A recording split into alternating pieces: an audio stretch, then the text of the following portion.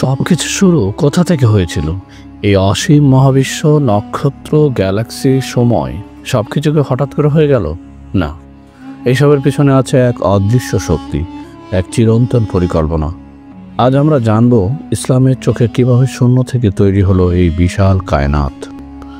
কল্পনা করুন, কোনো কিছুই নেই, না আলো, না অন্ধকার, না সময়, না স্থান, একটা পরিপূর্ণ শূন্যতা।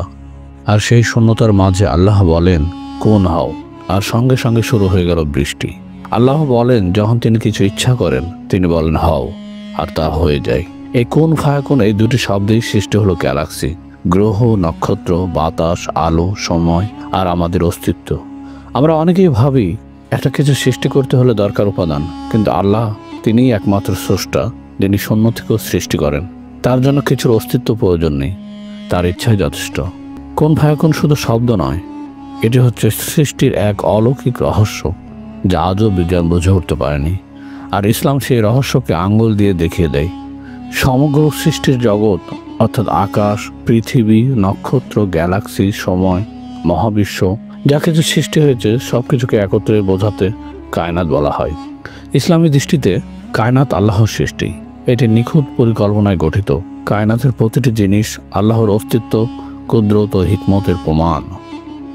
আমরা যা কিছু দেখি, আকাশের নীল রং, সূর্যের আলো, এমনকি আমাদের নিজের অস্তিত্ব, সবই যে সমান। কিন্তু এক সময় ছিল যখন কিছুই ছিল না, না কোনো আলো, না সময়, না স্থান, এক পরিপূর্ণ অদৃশ্য বাস্তবতা, যেখানে ছিল না কোনো সৃষ্টির ছোঁয়া। কোরআনে আল্লাহ বলেন, তিনি আকাশমণ্ডলীয় পৃথিবী সৃষ্টি করেছেন এক অদৃশ্য অবস্থা থেকে, অর্থাৎ তিনি সৃষ্টি করেছেন এমন কিছু থেকে যেটি আমাদের বোধগম্যতার বাইরে। বিজ্ঞানীরা যাকে বলেন প্রিমেটার বা শূন্যাবস্থা। ইসলাম তা আগেই বলে দিয়েছে, কিন্তু আরো গভীরভাবে। আল্লাহ শুধু আদেশ দিয়েছেন, আর অদৃশ্য বাস্তবতা থেকে বের হয়ে এসেছে দৃশ্যমান জগৎ, একটি বিস্ময়কর রূপান্তর। অলৌকিক থেকে প্রাকৃতিক, অস্তিত্বহীন থেকে অস্তিত্বশীল।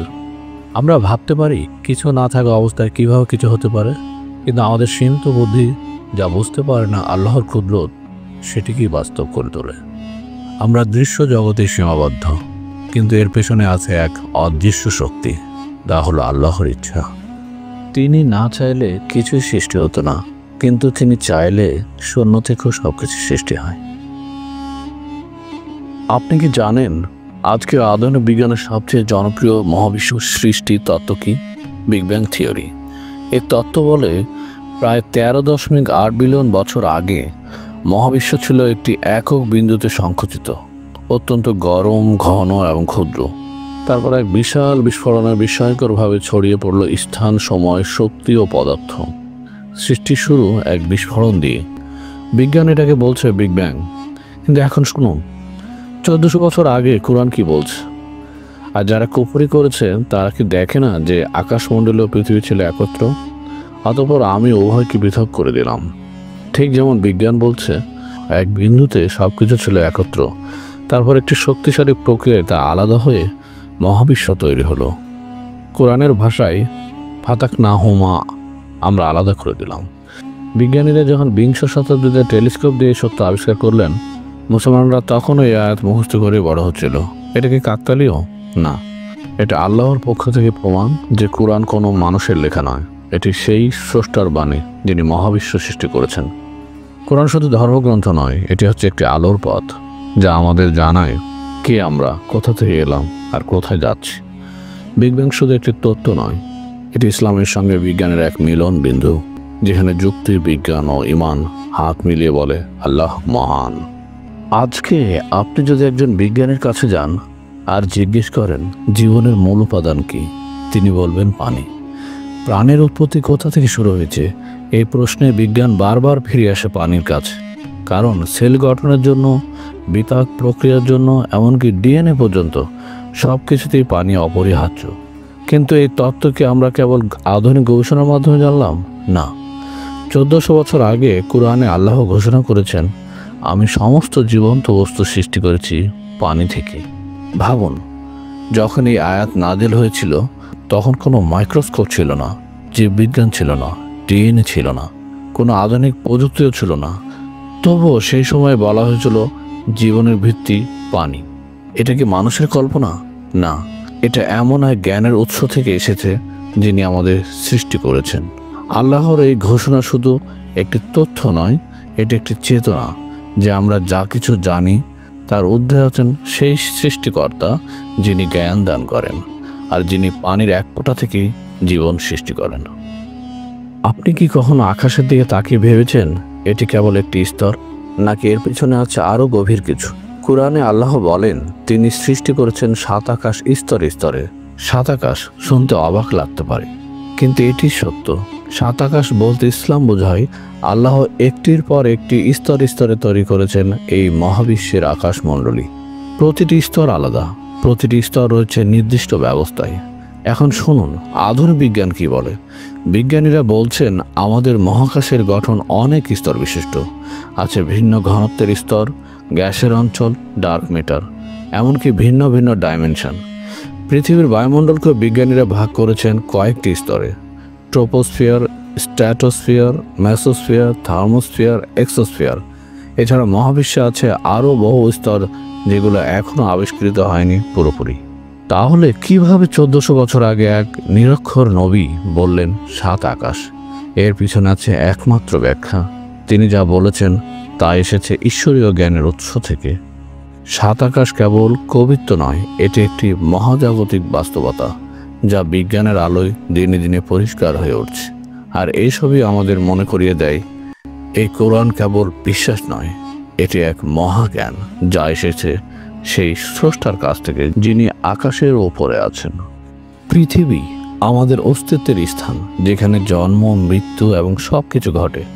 কিন্তু কখনো কি ভেবেছেন পৃথিবী গঠন করার পিছনে রয়েছে কি অসীম পরিকল্পনা? কোরআনে আল্লাহ বলেন আমি পৃথিবীকে করেছি বিছানা আর আকাশকে করেছি ছাদ। প্রথমে দেখুন, পৃথিবী আমাদের জন্য এক বিছানা, এই বিশাল পৃথিবী যার উপর আমরা চলাফেরা করি, বাস করি। এটি এমনভাবে তৈরি যেন আমাদের জীবনযাপন সম্ভব হয়। বিজ্ঞানীরা বলছেন পৃথিবী তার ঘূর্ণন, তার মাধ্যাকর্ষণ এবং এর আবহাওয়ার মাধ্যমে জীবনের জন্য একেবারে উপযোগী।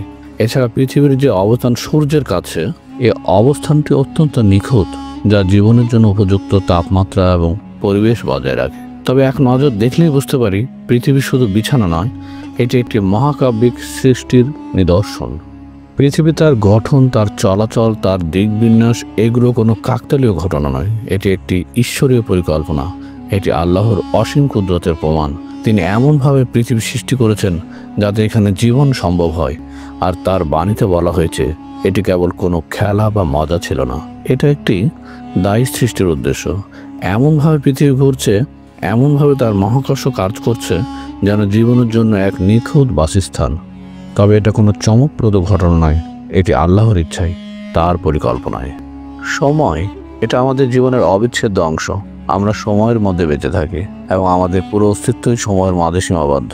বিজ্ঞান বলছে সময় একটি রৈখিক প্রবাহ, যেমন আমরা একে একে মিনিট, ঘন্টা, দিন, মাস, বছর গুনতে থাকি। এবং আছেন অ্যালবার্ট আইনস্টাইন, যিনি আপেক্ষিকতার তত্ত্ব উপস্থাপন করে দেখিয়েছেন, যেখানে সময়, স্থান এবং গতি অনুসারে বদলে যায়। তবে কোরআন কি বলছে? কোরআনে আল্লাহ বলেন তোমরা কি মনে করো আমরা সময়ের মধ্যে তোমাদের পরীক্ষা করছি না? সময় কেবল আমাদের মনে হয় একটি একরৈখিক প্রবাহ, কিন্তু কোরআন আমাদের জানায় সময় হলো আল্লাহর একটি শক্তি যা প্রতিটি মুহূর্তে আমাদের পরীক্ষা নিয়ে আসে এবং এটি মানুষের ধারণার বাইরে। কোরআনে আরও একটি আয়াতে বলা হয়েছে একদিনের কাছে তোমার মতো 1000 বছর। এখানে আল্লাহ বলেন সময়ের যে ধারণা আমরা জানি সেটি তার কাছে একেবারে ভিন্ন, এটি আপেক্ষিক। এমনকি আল্লাহর চোখে সময়ের কোনো সীমা নেই। এটা আমাদের জন্য যা কিছু সহজবদ্ধ, সে সময়ের গতি তার জন্য তেমন নয়। তার হাতে সময় আছে এবং তিনি একে নিয়ন্ত্রণ করেন। এই পৃথিবী, মহাবিশ্ব, জীবন সবকিছু আল্লাহর পরিকল্পনার অঙ্গ। বিজ্ঞান সময়কে একটি বস্তুর মতো গণ্য করে যা সামনের দিকে চলতে থাকে, কিন্তু কুরআন এবং ইসলামের দৃষ্টিতে সময় এক অনন্ত পরীক্ষার অংশ যা আল্লাহ আমাদের কাছে নির্দিষ্ট করে দেন।